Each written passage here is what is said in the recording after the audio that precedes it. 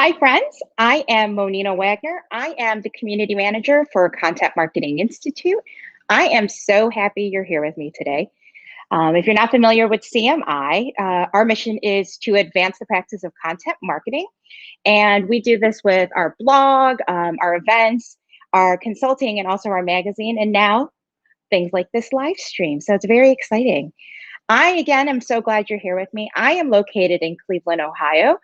I am digging out of our first winter storm. We had 14 inches of snow where I live. So I'm trying to keep warm. I have my afternoon tea with me. But why don't you go ahead in the comments? Why don't you tell me where you are watching from? I would love to hear that. And I don't know if I've mentioned, if you drop us a comment, let me know what the weather is like in your neck of the woods. You can win a CMI mug. But please, please, please, we have reached out to 2 winners in the past, and they either are ignoring me or they are not checking their notifications. So at the end of the day, please check your notifications because we want to choose a winner. We want you to win a cup. So we would like to say hi. I see Paulina is here. Also, Nancy from the Netherlands. Hello. Kairos from Greece. Awesome to have you here. Nancy says it is raining where she is. Also, Paulina says she is in Germany. Oh, we have some people from Egypt. That's wonderful. From the Ukraine. It is awesome to see all of these people from around the world. I have Matt here, who is a fellow Northeast Ohioan. Hopefully, you have power and all is well by you, and some of your snow is starting to melt. So it is wonderful to see all of you here today. So let's get started. Today we have a wonderful live stream that's all about live streaming. How meta is that? So I would love to be able to welcome Anya Razina. She is with Restream. And after we chat today, we want you to stay tuned to watch a replay of her Visual Storytelling Summit session with Dylan Hay, and that is called How to Build a Live Streaming Strategy with Positive ROI. And by the way, we use Livestream here at CMI. It's a platform we use to go live simultaneously on LinkedIn and YouTube and Facebook. So a huge thank you to Restream and a huge thank you to Anya for being here today. Thank you so much for having me. It's such a pleasure. You guys have a busy chat. That's amazing. And I saw some people from Austin, Texas. That's where I am located. So hello, fellow Austinites. That's good to see you guys here. Well, so I was going to ask you, you're in Texas. So how's the weather in Texas in December? Oh, it's wonderful. It's literally just perfect weather most of the time. We do have a couple of cold days every now and then, but it almost never snows. I think it snows every 5 years here in Texas, especially in Austin area.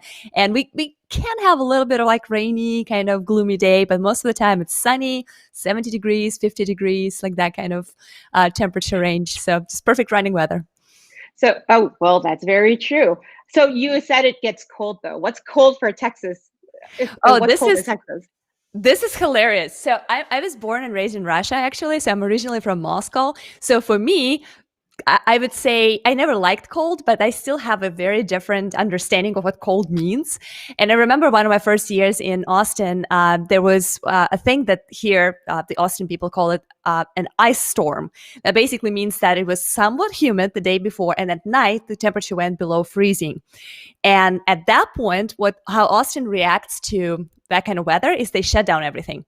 They shut down roads, they shut down schools, they shut down bridges, like for real. Like they have police cars just blocking people. And basically the reaction and the go-to thing is don't go anywhere, stay at home. This is a serious hazard. Like this is apocalypse. And I thought it was so funny for me because like then like half of my country would be shut down for like 9 months if that was the reaction. But I have to remember it's usually sunny and warm here, and people are not used to any kind of ice. They don't know how to drive on ice. They don't know how to walk on ice, which I still find hilarious. But we're enjoying the nice and mild winters, super hot summers. If you're ever in Austin, Texas, let us know. We'll take you out for tacos. Oh, ooh, tacos. That sounds good. Well, so why don't we start with telling us a little bit about Restream and also maybe what you do there? Yeah, absolutely. So Restream allows anybody to live stream videos to all social media platforms at once. Just like right now, we're streaming on LinkedIn, Facebook, and YouTube, as you mentioned earlier. You could actually do over 30 different channels at the same time, including multiple channels within the same platform, like multiple YouTube channels or Facebook groups and pages, or connect a bunch of other platforms that we are integrated with, from gaming platforms to specific regional ones. The idea of Restream was born in Ukraine. Actually, our founders are from Kiev. I see some people were mentioning that they are from Kiev. So big hello to the homeland of our co-founders. It was just a visionary idea for them. They thought about multi-streaming as a way to go, and they also saw the future of live video as the next evolutionary step in content. If we think about it from the fact that, we started from writing, then it was images like Instagram, then it was pre-recorded video on YouTube, and now like the next step we believe is live video, because it's interactive, because it's true, it's authentic and genuine, and it actually takes a lot less efforts to create live streams than pre-recorded edited videos. So this is how we started. Fast forward to 2020, we have over 3 million content creators who are using our ecosystem of tools, including multi-streaming from different encoders, our own encoder, which is Live Studio, where we at right now, where you can run branded streams with guests and co-hosts, as well as some other products like Scheduler, when you can schedule pre-recorded videos and push them live.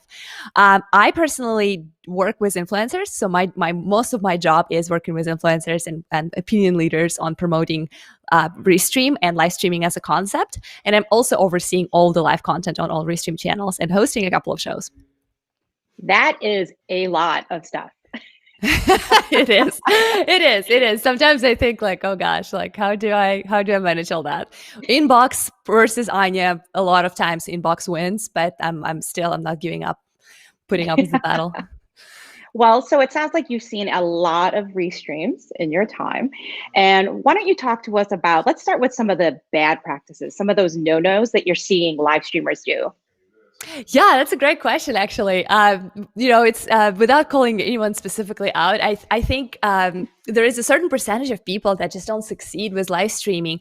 And if you watch their streams, you kind of like immediately know why. I mean, it's all common sense, but yeah, I'll give a couple of examples. So I would say number one thing that would ruin your streaming career is if you have really bad quality of your sound specifically, and then of your video. Like if people, and remember that we're prioritizing sound and audio here, because if people cannot really hear you, if your sound is really bad, that is a no immediately, and people will not continue watching if they cannot understand or hear well what you're saying. And then if the video quality is just so bad that it's painful to watch, then it is also going to be a big kind of a factor that will ruin your opportunity to grow your audience.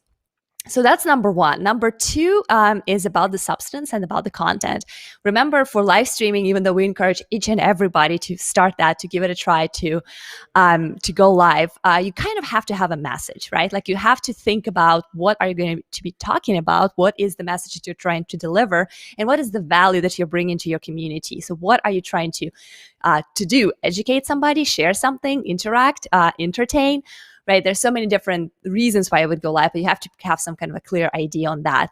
And then the third thing that people kind of get, I think, discouraged is when you start, a lot of times you don't have a massive audience, right? You don't have hundreds of thousands of people watching you, and people think, oh, I'm not ever going to make it. I'm not going to grow. The trick here is to be consistent. You have to continue doing that, even though your community is small when you start.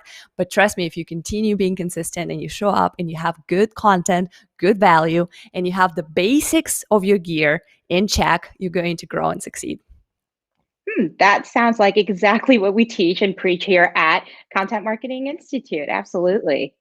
Well, so you had mentioned it. What if someone, so we are very new to live streaming, and I'm sure some people in our community are too. What are some, if you're just getting started, where would you go? What would you do? Yeah, that's a great question. We get that asked quite a bit. So we have this whole onboarding process for the new members, and the most common question is like, yeah, where do I get started? Like, I want to do that live streaming thing. What do I do? Where do I go? And I would say the most important thing is to actually get started, right? Like it sounds kind of intuitive and obvious, but this is actually one of the most difficult and challenging things, is to press that go live button, because it is intimidating, it is scary, and a lot of people have this hundreds, thousands of reasons why why they shouldn't go live, right? It's very easy to come up with ideas that I don't look good on camera. I'm not native English speaker. I have accent. I don't have good lights. I don't, my hair doesn't look good.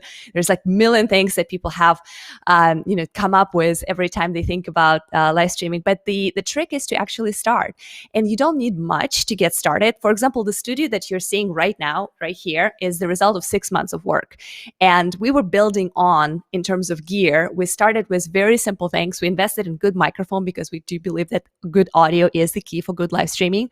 Then we added, and at first I was just using a very simple Logitech web camera. Then, of course, we upgraded to better quality camera. We purchased lights. We have all the settings behind. I brought my little Christmas tree over, so it keeps me company and like creates the holiday spirit. But all of those things don't have to be there for you in the beginning. So don't get too stuck on this gear question, like, do I have everything? Is my studio perfect? Am I perfect? So get started with what you have. Definitely work with the audience that you already have, social media followers, email subscribers, that whatever you have, just start there. Let everyone know, hey, I'm starting this live series. I'm going to be interviewing people. I'm going to be talking about marketing. I'm going to talk about storytelling, and then build on while remaining consistent and constantly getting feedback loop from your audience and community. Do you like these topics? Do I sound good for you? Do you like the way I interact with you? Should I let you ask more questions and actually pick up the chat questions and respond to them? How would you like me to do that? And that is going to help you get better understanding which direction you want to move forward with. Well, I mean, you can see with the pandemic, I've been kicked out of my home office. So right now I'm working out of my kitchen office. So you're absolutely right. You just need to do it. It doesn't matter about, yes, you need good lighting, but you can work your way up to it. You can absolutely do that. Do you have natural lighting on you, by the way? I'm just curious because it looks amazing. It looks really good. Yeah, it's I have 3 of my window blinds open. It's the perfect time right now. So yeah. It's nice afternoon lights here in Cleveland. Yeah, it's beautiful. So we actually had a question. Mm-hmm. Oh, thank you. Kairos is asking, so should you create and present slides when you're doing your live stream? That's a great question. So it really depends on what kind of content you are doing and like what kind of stream and just live series you're going after. So for example, for me, the type of streams that I do, my show is called Friday Lives. I stream it on all Restream channels every Friday, and I'm interviewing content creators about their journey, basically how they became live streamers, how they started. And I try to pick people from different industries and backgrounds. So one day I might have a pastor talking about how they stream how they live stream church service. Another day I might have a marketer who talks about how to sell on LinkedIn through live streams. So for my show, for example, I don't really do presentations and slides because the most valuable part is the content that is created by my guests. So the questions I prepare in advance, I always share with my guests, and then everything that they have to say, the wisdom that they have to share becomes the centerpiece of my content. If your videos are instructional, if those are tutorials, if you are doing some kind of product launches or how-tos, in that case, presentation will be very helpful because it will help to illustrate exactly what you're trying to teach your audience or what you're trying to instruct them to do. The same goes for screen sharing, right? For me, screen sharing does not really make much sense. I do play pre-roll videos, which Restream Studio allows you to do, but I don't really screen share much. But for people who are trying to do streams like, hey, let me show you how to do LinkedIn ads. Let me show you how to set up your Facebook ads. Then share your screen and show those steps. But remember that watching the presentation slides or screen is not always very exciting. So just remember to have some little effects like add captions, change the scenes, the layouts a little bit, get back to your camera and maximize it from time to time, because people will get really tired if they see the same presentation or a shared screen for many, many hours. So just keep that in mind. So I want to take one more question. So Sherry says that her problem is planning and recording recurring videos. So I kind of want to hear what your process is. So you had mentioned a weekly Friday live stream, but how do you go about planning and recording them?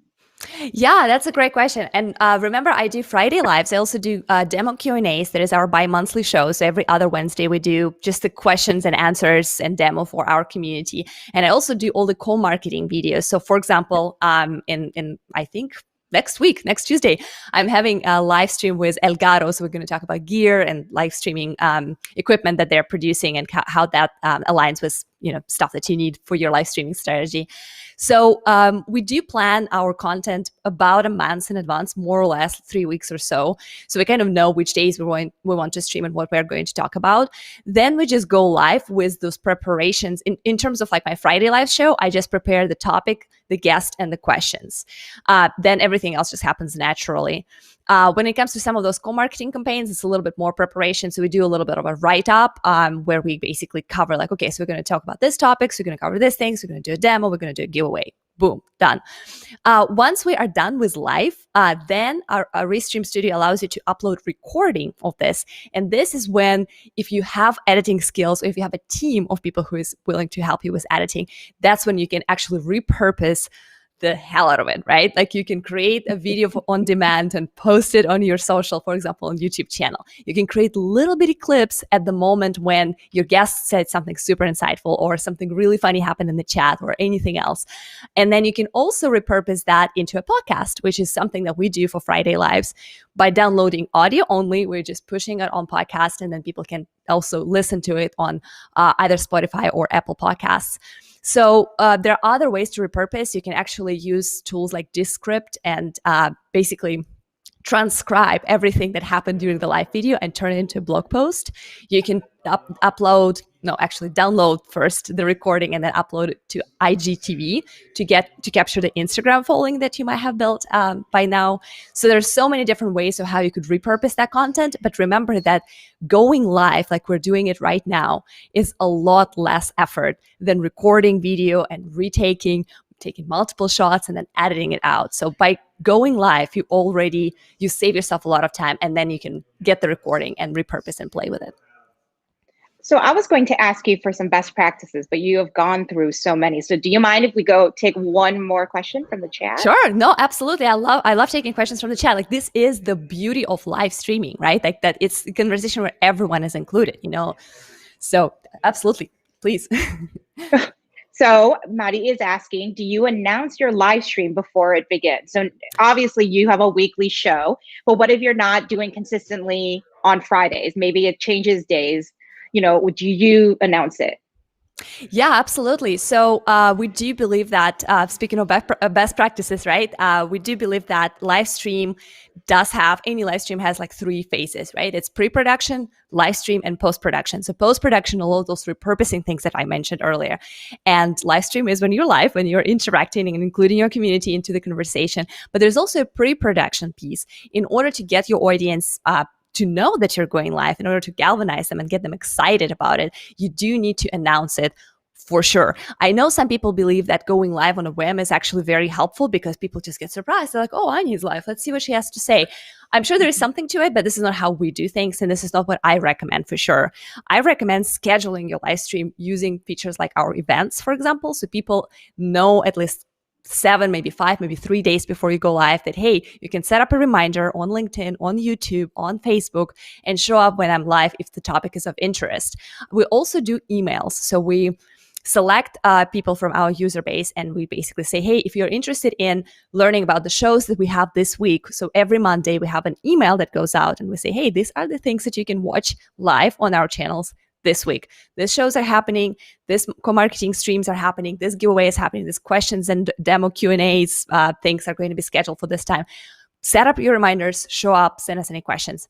So that is very important. Definitely posting about that on social media using events, or just making a post if you're not going to platforms that support events, for example, like Twitter, you can just create a post and say, hey, I'm going to be live at this time. Please join me. Here's the link. And definitely utilize your mailing lists and your community and network to let them know when you're going live. And don't be afraid to send a couple of those emails. A lot of people think, oh gosh, I don't want to be so annoying. I'm just going to send one email that I'm going live in 5 days. Well, guess what? Do you remember anything that anyone sent you 5 days ago? I don't. So send them another one. Send them a reminder like, hey, in just 30 minutes, we're going live. Please join me. We would be absolutely happy to see you. And trust me, this is gonna have a wonderful effect. At least for us, it worked out really well. Now, I know I said one more, but I think Liza asked a very great question. And she is asking, how do you prep interviewees who are not comfortable on screen? Oh, that's a great question. That's a wonderful question. Yeah. So sometimes you have experts who have a lot of expertise, but they're not necessarily on camera people, right? Like they're not comfortable. They're super awkward and they kind of ruin the show because they're so just kind of like, stiff and nervous. So my advice, I mean, first, if you have an option to work with someone who is more comfortable on camera, definitely try to default to that because it's a very intimidating and challenging experience for people who are not comfortable with cameras and public speaking. So if there's anyone else who could do the work but is more comfortable on camera, go with those people. If that's not an option, if that's the expert that you want to interview and he is just terrified or she is just terrified, then I would say definitely dedicate some time to warm up. So don't put them in this situation when it's like, all right, this is going to be the most intense stream and we're live right now. Question 1, question 2, and now community questions that you did not prepare for. So that is going to freak them out. So definitely give them a little bit of warm up time. Meet with them 15 minutes before you go live, maybe 25 minutes before you go live, and start with like, hey, this is just a chat. We're just going to have a conversation like we're having right now. We're having a good time. You see, it's not scary. Also, definitely give them as much heads up as possible about what this conversation is going to be about. When people know the questions in advance, they're generally, if they're very nervous on camera, they would maybe practice a little bit in advance, so the flow would be a lot easier. And definitely ask them if there's anything in the questions, in the flow that is making them uncomfortable. So that's a great practice to be like, hey, is that okay if I start taking questions in the middle of our conversation, or would you like to answer questions in the end of our conversation? Is that okay if I spotlight you and like make the big screen with your face all over it? Because maybe for some people it's a big no. Well, then don't do it, right? So definitely have a conversation with, this is what you want to expect. This is what's going to happen. These are the questions I'm going to ask. And let's warm up a little bit just to make sure that you're more comfortable and you just don't get blown live on all the social media channels at the same time when you're not ready. I want everyone to know that Anya did not know I was going to take audience questions from the chat. So she is a pro at this. You have to know that. Oh my God, that's so cute. Yeah, we love Q&As because like that's one of the most successful actually shows that we have. Speaking of like genres and types of shows, a lot of times people ask like, what kind of live streaming should we do? Should we do demos? Should we do interviews? Like there's so many different ways, right? So different cases of live streaming. So for us, the most successful show so far is demo and Q&A, when we demonstrate how to use our product and then take questions from the community. Can we use this with this? Can we use Restream with Zoom? Can we play the videos? How big can the video be? Like all those things. So that's why this is kind of like our normal mode. Like, okay, so we have hundreds of questions. We're going to run through them with a co-host as quickly as possible and like, give as much value and information as we can. So I think it's very important. I think for live streaming, the interactive aspect is the key. So definitely, if you have audience, like you guys right now have very busy chat, which is amazing, include them in this conversation, acknowledge them, highlight them, and that's going to create a wonderful experience for everybody. Fantastic. Well, why don't you give us a little preview? As I mentioned, we will be replaying your session from the Visual Storytelling Summit. So why don't you give us a little preview of what's to come? Yeah, absolutely. So it was a wonderful session. It was actually one of my first virtual events ever. That's awesome. As crazy as it is. I mean, definitely lots of live streams, including with my co-host Dylan, who we did record the session together.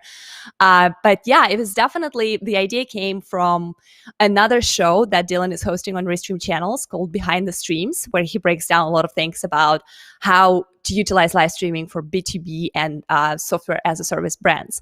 So there's a lot of misconceptions about how live streaming might not be ideal for businesses and SaaS companies. So he's basically breaking that down and showing like a lot of like behind the scenes. That's why the show is called Behind the Streams, of live streaming for specifically that group of people from the perspective of a marketing agency that is offering different services. And basically what Dylan was trying to explain during the session is that he, as a marketing agency, gets pretty much 100% of his leads, clients, through live streaming, because that's a way for him to show his expertise, to build relationships, to start conversations, and to meet people who become his clients later on. We also shared some of the case studies from Restream, like how we work with influencers, how we contract different content creators and opinion leaders to create live videos for us or mentioning us. and how in general live streaming could be started pretty easily and become part of your live video or marketing strategy in the next year, because live video is here to stay. So we have a couple of insights on how to get started, how to utilize other experts, and how to specifically focus your live videos on selling, relationships building, and ultimately getting good return on investment of your time and effort by going live. If you are looking to get motivated to do live streaming, this session is a must watch. Absolutely. Anya, I cannot thank you enough for joining us today. It is such a pleasure to be here. Thank you so much for having me. No problem. So let's get on with the show. Hello, everyone, and welcome back to the Visual Storytelling Summit. I'm Stephanie Stahl, General Manager for the Content Marketing Institute, and I'm so happy to have you joining us for this session. So far today, Tyler made us laugh. Kevin warmed our hearts with his home video. And in this session, I think you're going to get challenged a little bit. It's going to be a nice interactive discussion. We've got Dylan Hay here, who is co-founder and CEO of Hay Digital, and Anya Razina, who is head of influencer marketing at Restream. Welcome, everybody. Good to see you. Before we get started, you've seen this already probably if you joined us for the first or second session, but I'm going to repeat it anyway, just so everybody knows how to make the most of this session. You really don't have to do anything except for sit back and take notes and listen and just take it all in. But if you'd like to ask a question, please put your questions in the Q&A box and hit submit. And our speakers will be answering some of your questions along the way, and we might have some for the end as well. But feel free to put as many in there as you'd like. And if you want to join the conversation on your own social media channels, please use #CMWorld, #CMWorld, and share what you're learning with your communities. All right, Dylan and Anya, I'm going to turn it over to you. Awesome. Thank you so much for having us. Welcome, everybody, to our live session. So the topic of our conversation today is how to build a live streaming strategy with positive ROI. Which is return on investment. I'm sure a lot of you were thinking about how to start and how to level up your game in live streaming, since everyone is starting to live stream. But I'm sure if you are like me or like us with Dylan here, you are asking yourself, is this a good investment of your time and resources? If this is going to bring the results that you expect, and if this is not going to consume and overwhelm you with a lot of work. So we're here to share our hands-on experience on how live streaming works for us and how it helps us drive sales, connect with our community, and can level up our video and digital marketing presence altogether. So before we get into this, we would like to give you a couple of ideas and thoughts of why we have a very interesting perspective on this topic. And I will let Dylan introduce himself and share his insights on why he's knowledgeable about this, and then I will take over. Awesome. Thank you so much, Anya. I'm so excited to be here and to be leading this session with you today, and welcome to everyone who is tuning in and watching us right now. So I'm not going to spend a ton of time on this slide. I'm going to spend just enough to give you some, I guess this is the credibility slide, right? Hey, why should you listen to me? Anya will tell you why you should listen to her in a little bit also. But before we do that, I want to start by, as Stephanie said at the beginning of this session, we're going to keep this as interactive as possible. If you have questions, I would encourage you to type them in as we go throughout the session, and also make use of the Q&A that we will reserve for the end of the session also. But I want to get started by finding out a bit more about some of you who are tuning in and watching us live today. As I start to tell you a bit more about me, I want you to be sharing more about you and who you are and why you're watching this session. So it's not necessarily a question for you to ask us, but I would really encourage you to go and use the Q&A box, the chat box, and let me know kind of who you are, where you're joining us from today, and what you do. Are you running a business? Is it a service business, a software company? Are you in marketing? Do you work specifically in content? I want to find out that from you, because then a little bit later on in the session, I can make sure that some of what I'm sharing is more tailored to you also. So go ahead and get that in. I'm joining today from Estonia. I'm based in Tallinn in Estonia. That's home for me. I'm originally from the UK, as you can probably tell. And as Anya said, I lead a PPC agency called Hey Digital. I have a number of years experience working with SaaS and software businesses and decided to launch my own agency servicing those companies nearly 3 years ago now. And so usually at that point, the question comes up, well, why are you talking to me about live streaming? And so the reason I'm talking about live streaming here today is that I'm also the host of a podcast which is called the SaaS Marketing Show, and I lead a number of live streams and live shows across social media, such as the SaaS Stream, Behind the Streams with Restream, and we'll talk more about why I do those a little bit later on. But just to give you a heads up, that is what generates all of the business for our agency at Hey Digital. We don't have to do anything else. Like, our content strategy is what generates all of the leads for us. So that's a little bit about me, why I'm here today. And now, Anya, I will pass over to you and let you do your quick intro too. Absolutely. I'm sure we are quite a confusing duo for this, for our audience, right? A British person living in Estonia and a Russian accent girl from Austin, Texas. Mind-blowing, right? Like, what's going on? But this is how the global world is looking today. So like I mentioned, my name is Anya. I joined Restream team as a global marketing manager about 2.5 years ago. And when I started to work with Restream, we did not have any kind of influencer marketing strategy. And even though we were a live streaming company that allows you to stream your live video to multiple social platforms at the same time, we didn't really have our own content going on. So starting fast forward to 2020, this year, we basically started to level up our content. We built a bunch of videos and we created a bunch of partnerships and relationships with other content creators. And as a result, we are getting a ton of engagement, traction, and sales from our live content that we're doing ourselves internally in-house, as well as in partnership with other creators and opinion leaders. And this is what we're going to be sharing with you towards the end of the presentation, exactly how we're doing that at Restream. So just a very brief fact here about the live streaming in general. It's growing, it's here to stay. Just in the past year, it's been 99% growth for the industry, and it's expecting to continue. Of course, with the pandemic happening around the world, it is kind of logical that people are turning into the virtual world. So if you're not yet exploring or doing any kind of live streaming, the time is now. It's definitely worth checking it out. So yeah, I guess passing this over to Dylan, especially if you are in SaaS or B2B industry, why you should especially pay attention and consider live streaming as part of your strategy.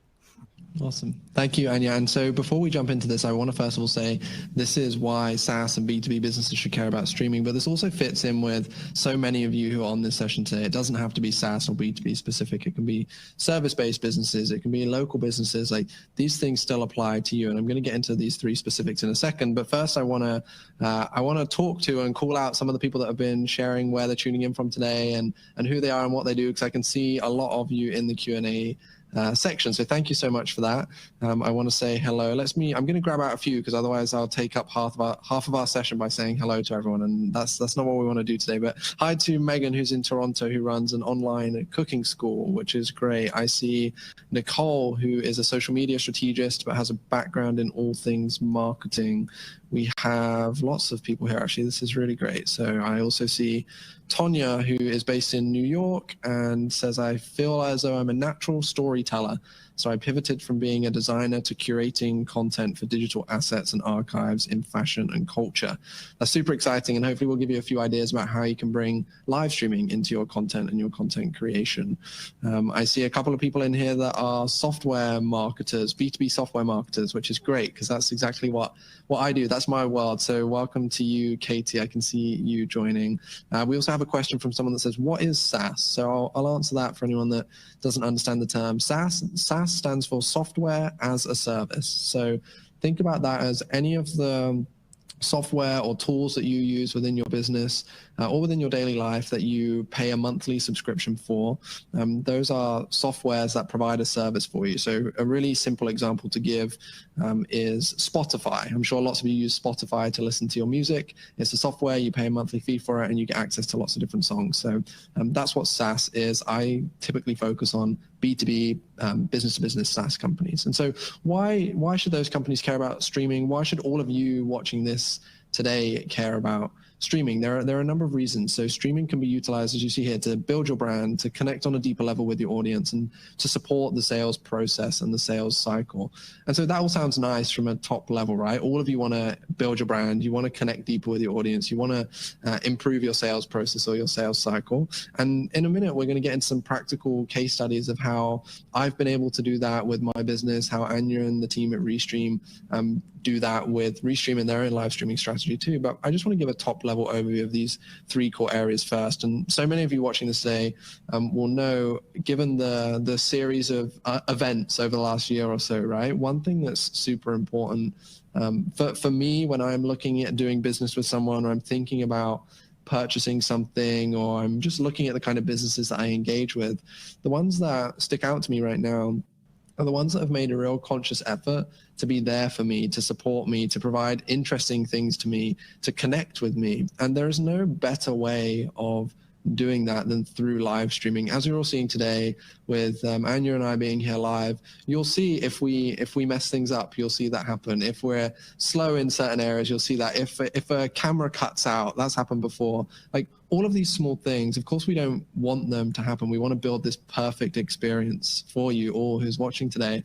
but you're seeing the reality, and there's nothing that enables people to connect deeper with a company or with an individual than seeing what it's really like behind the scenes, getting to know them and how they really are.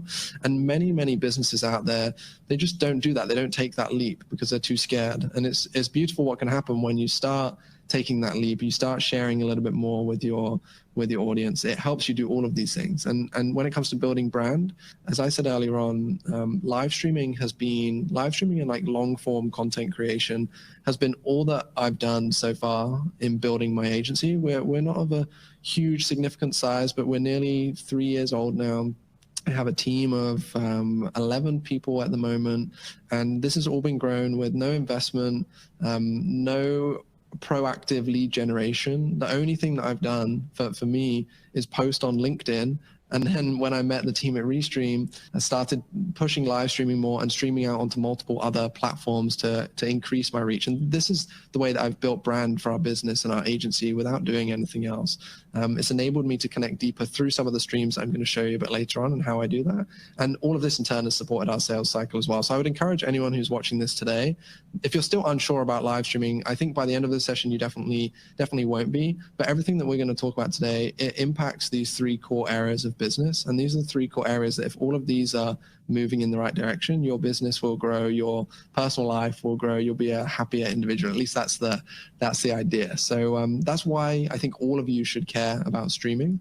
And now we're going to get into some specific actionable kind of case studies. So Anya, I'm gonna let you go first and pass over to you for a second. Yeah, absolutely. So for a lot of people, the first question when they realize that live streaming is the key, that they want that as part of their marketing strategy is, okay, so what do I do? What do I live stream? What is that thing that I'm going to go and show up and make myself vulnerable with? And the answer that we found for ourselves at Restream was start with a simple and the easiest thing to do, which for us was live demos and Q&As. We are a SaaS company, right? Software as a service. You can subscribe for Restream and utilize our tools to multi-stream your video content. So our community it currently is over 3 million people and content creators all over the world who are pushing their content on platforms such as YouTube, Facebook, Twitter, LinkedIn, and many others. So for us, the easiest thing to start the live show was to just ask those people, what are they having issues with? What are they confused about? Are there any feature requests or any feedback or any concerns that they have? And this is how our bi-weekly actually Q&A sessions started. We just showed up, we just created very simple, very minimalistic graphics like, hey, here's the live demo and Q&A. We did send emails to our community saying, if you have questions for our team, our product team is going to be here, our marketing people are going to be here, our customer success lead is going to be listening in, and we are just going to show up and help you understand whatever you're missing. The show was huge success. I was going to share my screen here real quick. Hopefully that's gonna It's going to allow me to do that. And just to give you a very brief idea, so this is just one of our live shows. As you can see, we had 2,000 views. This was one of the recent October sessions. Our chat was busy. Like you can see right here that, it's just like it was running like crazy. We were able to highlight certain comments and respond to them in real time. We also had our support team jumping in the chat and responding to those questions. As a result, we were able to connect with the community, got a ton of feedback, and learn a lot of things about how our product works and what doesn't work for our user base, as well as push some promo codes in the end and do little giveaways, which drove engagement like crazy. We were looking at hundreds of redemptions of our promo code after that live show, and we decided to continue and keep it going. And this is now like a weekly thing that we do, and it is definitely contributing in our sales and revenue process. So this is our little case study. So on to Dylan, take it away. Yeah, that's awesome. Thank you so much for sharing that from like a software perspective or just a general kind of business perspective. Because I think what I do with my business is our approach is very similar, but with us being like a service-based business where I work directly with end clients, we're taking that same approach, but adjusting it slightly, right? And so I'm going to screen share some things in a minute. I'm not going to walk through as thorough and in-depth on the screen share as I was originally planning, just because I know that when we screen share, I don't think we stay in a little box. I don't want to be like just sharing a screen and then you not seeing us and being able to engage with us too. But I'm going to jump in and show you a few things in a second. Before I jump into that though, I would also love to encourage anyone who is watching. I see lots more of you coming through, letting us know where you're tuning in from. So hey to Susan in Cleveland, Belinda in Baltimore, Tom tuning in from Seymour. So great to see so many of you here.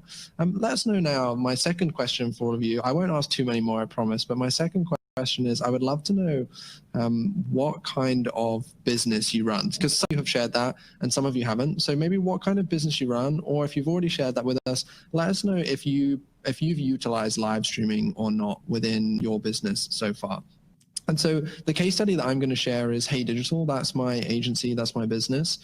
So it makes sense for me to share that because it's something that I'm actively involved in on a day-to-day basis. And as I teased towards the beginning of this session today, the only lead generation that we've done has come, everyone comes to us. And the reason everyone comes to us is because they see our content, and our content positions us as kind of authorities or leaders within our niche that we service. And when I say us, the only person up until now, we're making some introductions to our team to now really expand out and get more aggressive on content. But up until now, it's literally just been me posting from my own personal LinkedIn profile and then sharing my live streams on my other social networks too. And it's not like I'm posting 50,000 things a day. I went through a deep experiment where I did 30 days of live streams every day when I first started live streaming, but now I'm streaming like twice a week, and I'm doing one podcast a week as well. And then we use those to create micro pieces of content, which we'll come on to in a second. But what I wanted to show you in terms of my case study is very similar to what Anya said. So when I sit down and I think, okay, my objective with live streaming is ultimately I want to utilize it to drive sales. But I know, being a service-based business where our average clients are paying us thousands of dollars every single month on like a customer lifetime value of 12, 18 months, someone's not necessarily going to see one live stream from me and buy my marketing agency services immediately. So I need to build brand and authority and credibility in order to drive sales, and in order to get people scheduling calls with myself or with my team saying, hey, look, we're interested in learning more about your service. And so the way that we do that is the live streams that we create are centered around, I really understand who our target buyer is. So this is one piece of advice to all of you watching right now. Before you do any further content, and I'm sure this has probably come up in other live streams today and other sessions today, is to get really clear on your target buyer persona, your target persona. Who is going to be engaging with you, reading your stuff, watching your stuff? Who do you want to have more conversations with? Figure that out first. And once you figure that out, I then really go deep into this and I dive into, okay, what kind of issues do they have in their day-to-day? What do they need help with? What do they need support with?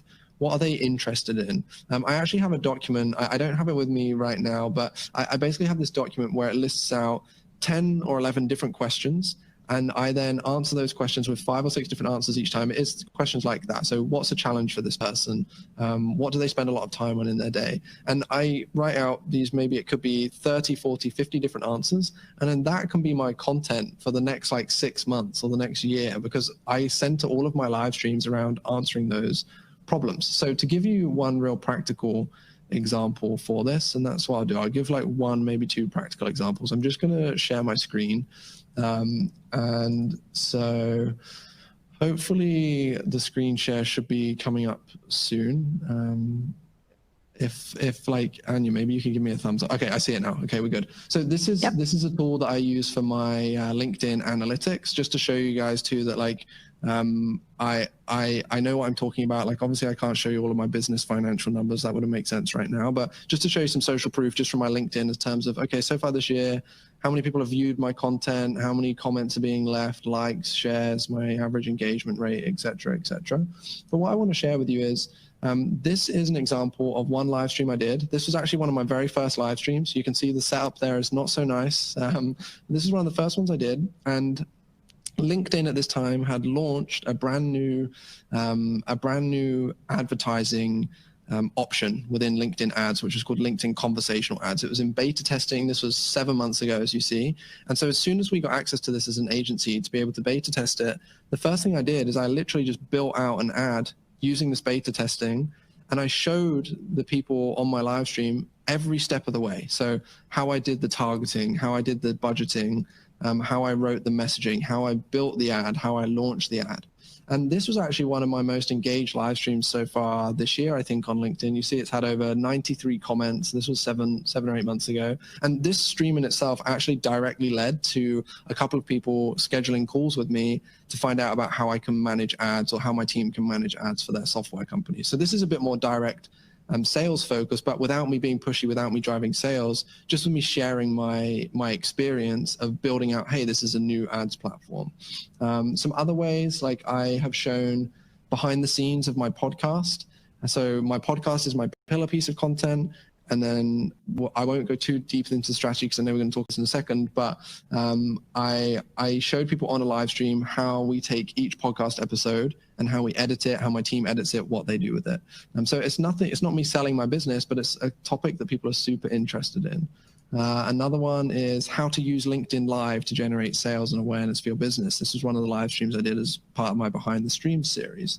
And so hopefully you'll see, I'm just going to jump back and I should end my screen share right there. There we go. So you should all be able to see me again in a second.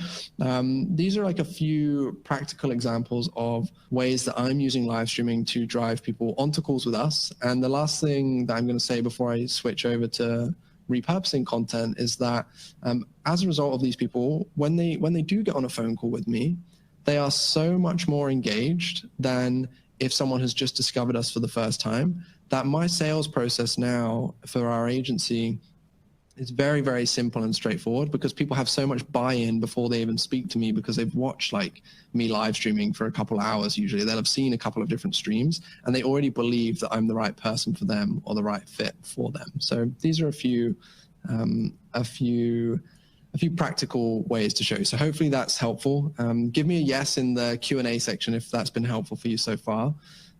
Anya, I'm just going to run through like quickly how to repurpose the live broadcast, and then I'll hand the reins back over to you to make sure we have time for the Q&A.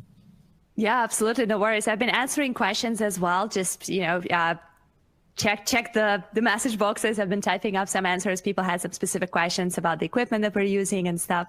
And I think some questions are for Dylan. So yeah, I'll let you land your plane with the repurposing, and then, you'll take over the chat and I will continue on influencer part. Awesome. Thank you so much. Yes. So the next thing is 5 ways to repurpose your live broadcast. And so before I jump into this in depth, of course, this is a session in itself, right? How to repurpose your live broadcast. This is something that I could do a whole session with all of you on. I already have done a couple of sessions on this. So I did one on the Restream YouTube channel. I did a live stream about how you can repurpose your live broadcast. If you want to hear and see a bit more in depth about what I'm going to share now, I would recommend heading over to the Restream YouTube channel. Not right now, like after you finish watching all of today's other sessions, go and check out the Restream YouTube channel if you want to learn more about repurposing your live broadcast. But my strategy for content is our live streams and our podcasts. Those are the two big pieces of content that we make. Everything else funnels off the back of those. So we just use one or two core pillar pieces of content, and we utilize those to create all of our other content. And so we turn them into micro pieces of content. So that can look like short clips for social media. It can look like blog posts. It can look like email marketing campaigns like you see here, podcasts, IGTV, etc. For me personally, what it looks like is short video clips on social media. I think when I screen shared a minute ago, some of you may have seen one on my screen. I'll screen share real quick and then switch back to the deck in a second. But an example of a short clip for social media is something like this. I'm not going to play it. I'll keep it paused, but a one minute video clip like this that I share on LinkedIn and on my other channels too. But this was taken from a live stream that I did. So I lean into those and I use carousel posts. We're actually about to, just today, my team have been building out a process for how we can turn every podcast, every live stream into multiple carousels. Those are things that we really enjoy to utilize. But then there are other examples of ways that you can do this here. So I really would recommend, if you're going to be doing live streaming, don't just go live, finish your live stream, and then park it and forget about it. It's such a powerful piece of content that you can use to create so many more pieces of content. And if you're a marketer, a content marketer especially, you know how much time it takes to create great content. So why not use the time that you've taken to create one piece of great content and turn that into multiple other pieces. So that's me on content repurposing. Anya, I'm going to pass over to you, and I will try and jump into the chat to answer some of the questions that other people have as well. All right, so I am going to talk a little bit more about what I'm the most knowledgeable in, the partnering with other people, partnering with influencers, and helping level up your live streaming without necessarily putting all your personal time and effort into it. So this was the problem that I faced after we tried to explore some live streams. I started my own live show that I do every Friday where I interview content creators. The main goal for me was to, again, create some content that we could repurpose, just like Dylan mentioned earlier, as well as test our product and kind of make sure that I'm up to date with all the live streaming things so I can speak the same language with people that I'm partnering with. But I quickly realized that it takes quite a bit of effort if you want to do it on a regular basis. So our strategy then became to focus on other established content creators, partner with people who have relevant audience and communities and people who are familiar with our products and interested in collaborations. So this is how our influencer marketing program was born. We started to search primarily social media platforms such as LinkedIn and YouTube to find and identify creators who talk about topics that are relevant to us. That's how we connected with Dylan because of his marketing SaaS show. This is how we connected with a lot of YouTubers who review live streaming equipment. This is how we connected with a lot of live streaming shows on LinkedIn that are focusing on marketing and social media strategies. So all those people were covering different aspects of live streaming. A lot of them had big and established communities, and a lot of them could utilize Restream and benefit from our tools. So the partnerships were basically based on, we are going to support your live streams. If you have a decent community or if you're willing to create a decent community, being big community, right? Like you have established following, if you have tens of thousands of people who are watching your streams, or if you're just very good at creating compelling content and you're willing to provide a lot of value and create a lot of pieces of content, such as daily shows or 3 times a week show. So we would partner with those people and support them financially. So they would be paid sponsorships. And at the same time, we would, of course, collaborate and guide them towards the new things that we are developing so they could cover them and unpack them for their communities, as well as include them into our feedback loops. So we'll get the information about what features in our products need improvement, what kind of stuff is working great. So it was a really good kind of like multi-angle collaboration that allowed us to push a lot of content, get exposure, capture new leads, as well as get feedback about our product. So some relationships were paid, some relationships were pro bono. A lot of people were just willing to mention us and promote Restream just in exchange for our advanced plans. So a lot of times when you think about, oh, this is probably for companies that have massive budgets, it's not necessarily the case. A lot of people who are truly interested in what you're building and love your product would do that in exchange for that product. Another thing that was really helpful for us, and I'm going to show this real quick again by sharing my screen, was the system that we introduced with guest hosts. And I know I don't like this name. It does sound a little bit strange, guest host, right? Because those are like the two opposite things. But the idea was that there is some content, and you can hear our YouTube channel. You can see our YouTube channel right now here. This is kind of where a lot of our live content lives. Some of this content is what we produce ourselves. Like all this Restream guides is our internal effort. Like we create guides and feature reviews, but we also have shows with guest hosts. Like this is Friday Lives. This is actually my show that I mentioned earlier. But here we have Ian Gray, who is doing Go Live streaming series where he talks about different topics related to promoting your stream, being confident on camera, that kind of stuff. We have a remote producer show, which is talking about how you could offer live streaming as a service. So if you are knowledgeable about how to live stream, you could potentially offer that to other businesses who are interested in starting to live stream, but not sure how to go about it, so to say. And then here you come and say, hey, for this amount of money per month, I'm happy to run a live stream for you every week. And I'm going to engage your community. I'm going to plan for it. I'm going to find guest experts to interview. So I'm just going to run this service for you. And a lot of businesses are currently looking for those professionals. So this show is kind of talking about that. Then there's Dylan's Behind the Streams, very hands-on, practical show, similarly to what we were giving you the taste of today when he's talking about how exactly he builds things, how exactly he does marketing campaigns for B2B companies, and so on and so forth. And there's several others. So we realized that by partnering with influential creators and inviting them to be guest hosts on our channels, we were able to galvanize their communities, empower our relationship, and those collaborations were also huge time savers for us because we didn't have to create content anymore. We could partner with people who also do that professionally and use their talent in order to drive our communities. Just a quick facts about finding the right influencers before I pass it over to, I guess, back to Dylan. Just a couple of mistakes that I see a lot of businesses, especially software companies, tech companies, entrepreneurs, small and medium business owners make when they think about influencer marketing. A lot of them think that, oh my gosh, I will never find influential creators. I will never find opinion leaders because they're so expensive and they're so hard to reach. That's not for me. I can't do that. So one recommendation for those people would be start with your own network. You already, if you've been in business for more than a couple of months, you probably already have some established creators or some people who have established communities in your network. Talk to them. Ask them if they would be willing to give you endorsement. Ask them if they will be willing to create a video reviewing your product, or maybe be a guest on your own live show. So there's a lot of explored potential in your existing database. Prioritize quality over quantity. I find this very important because a lot of times people think I need 1,000 million, hundreds influencers in order for this to work. Not necessarily. Our current community of creators consists of about 300 people that we work in different capacities, and about 30 of them are really like diehard, close, and very engaged and involved influencers. So you don't have to have a lot, but you have to have the right ones, the ones that are resonating with your product and with your message and with your brand. The biggest is not always the best. I always say you might be better off with someone who has 10,000 followers who care about what they have to say versus someone who has millions of followers who just there because, you know, it's a popular person. So definitely think about people who bring value to their communities, who engage them, who have great interactions with the audience, and prioritize those over the biggest ones.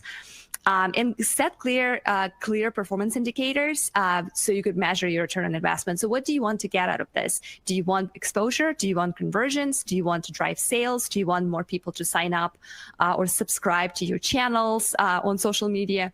Make it clear and kind of like help the influencers and creators that you partner with execute on those KPIs. And I promise you will be happy and they will be happy as well. So that is Yeah, so that is basically what we had. Let's maybe look into our chat and see what's going on there. I know it's been pretty active.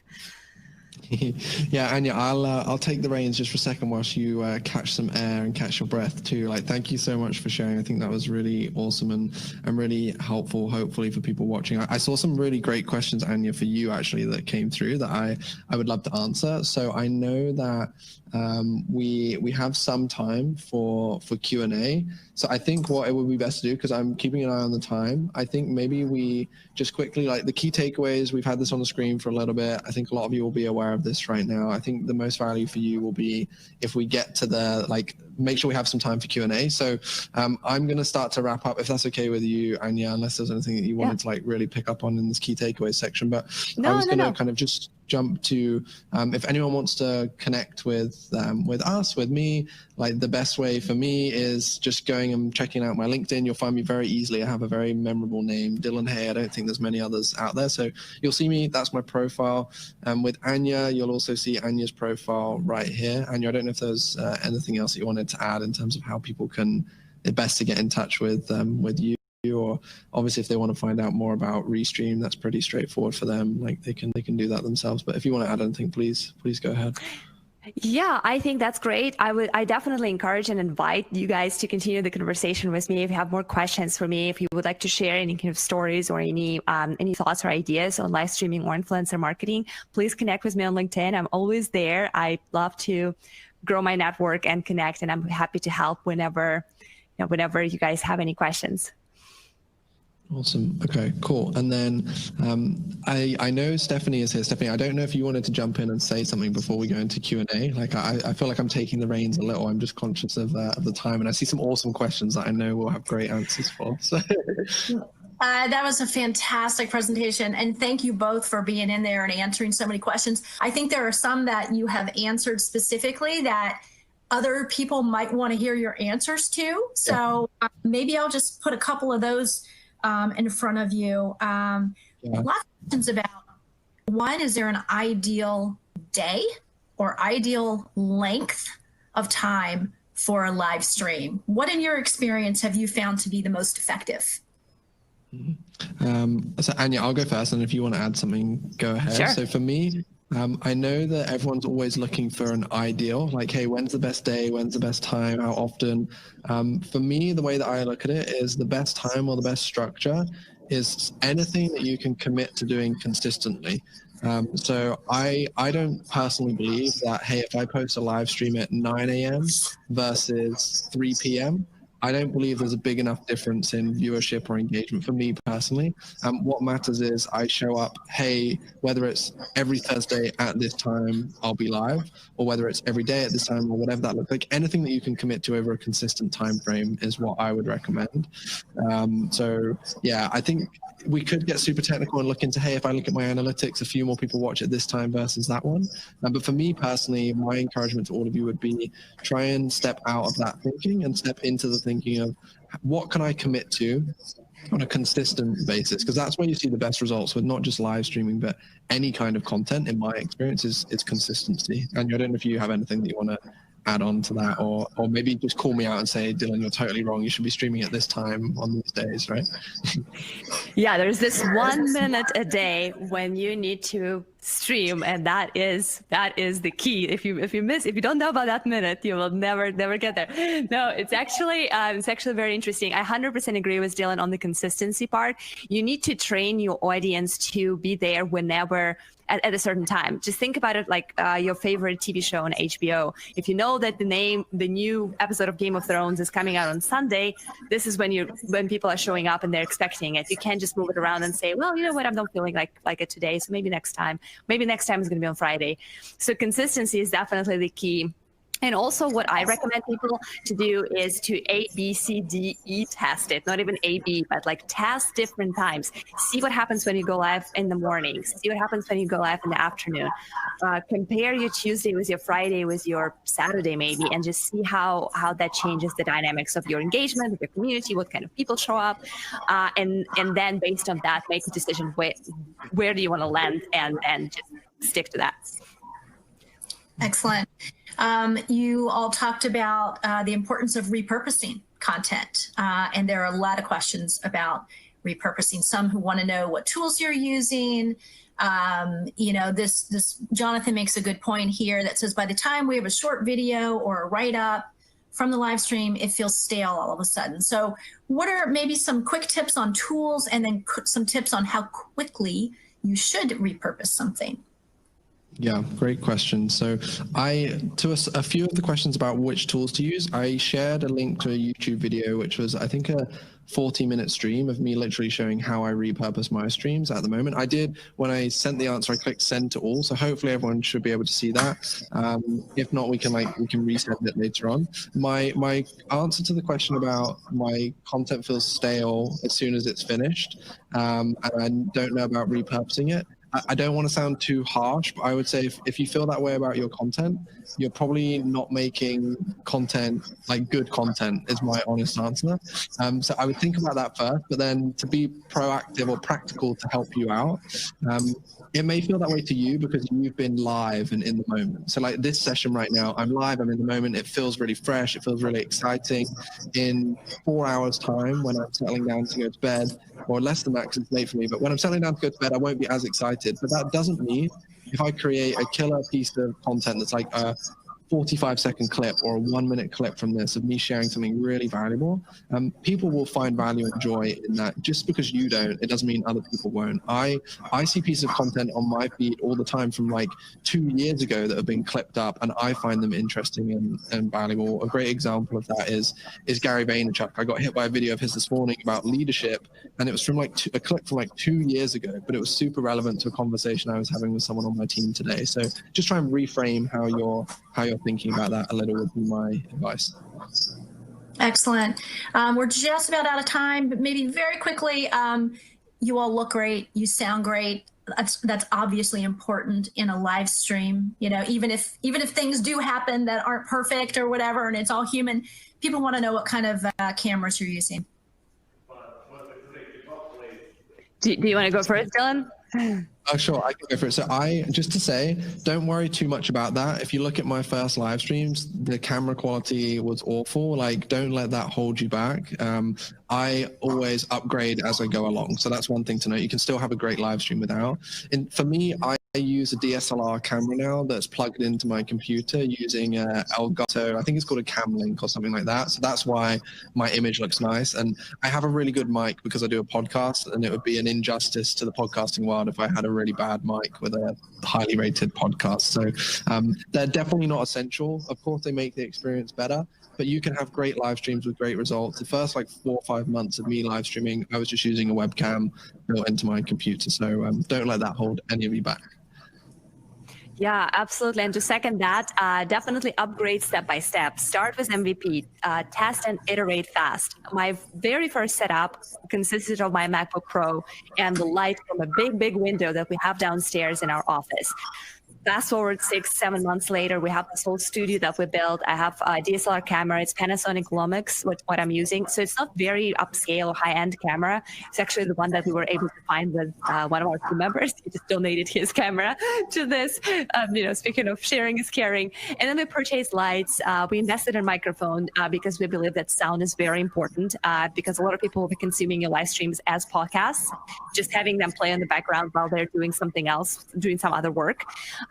Some work was put into doing the background in the studio, but again, don't let this be your, don't let this hold you back, because you can start with a very minimal setup, just a white wall, window, natural light, and a microphone.